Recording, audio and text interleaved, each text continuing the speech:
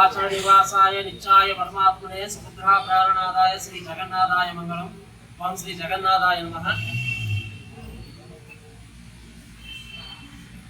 आषाढ़ ज्येष्ठ బహుళ చతుర్దశి రోజైనటువంటి ఈ రోజున 13వ తేదీ ఈ రోజున సాయంత్రం 6 గంటలకి ప్రతిష్టా ప్రారంభ సంకల్పంతో ధ్వజారోహణ కార్యక్రమంతో స్వామివారి యొక్క వైదిక కార్యక్రమాలు ప్రారంభమవుతూ ఉన్నాయి.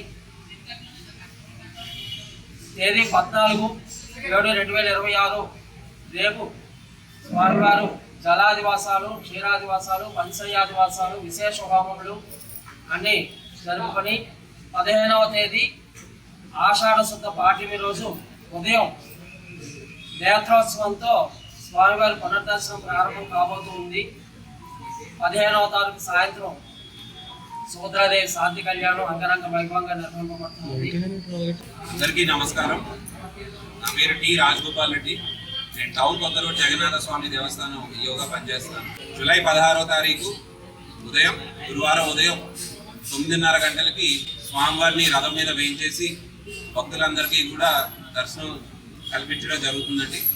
సాయంత్రం 5 గంటలకి మన దక్షిణ నియోజకవర్గ శాసనసభ్యులు ఎమ్మెల్యే గారు శ్రీ వంశీకృష్ణ శ్రీనివాస్ గారి చేతుల మీదుగా తొలి రథయాత్ర ప్రారంభమవుతుందండి.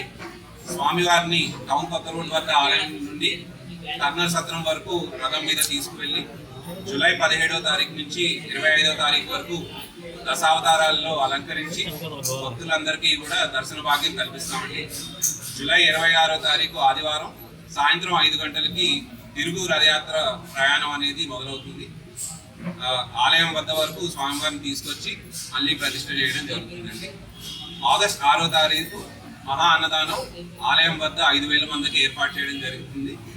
ఆ మహా అన్నదానంతో ఈ సంవత్సరం రథయాత్ర మహోత్సవాలు ముగుస్తాయండి.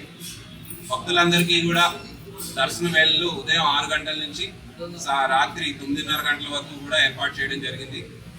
ధర్మ దర్శనంతో పాటు 20 రూపాయల ప్రత్యేక దర్శనం, 50 రూపాయల శీఘ్ర దర్శనం, అలాగే 200 రూపాయల విశిష్ట దర్శనం ద్వారా భక్తులు దర్శనం చేసుకోవచ్చు.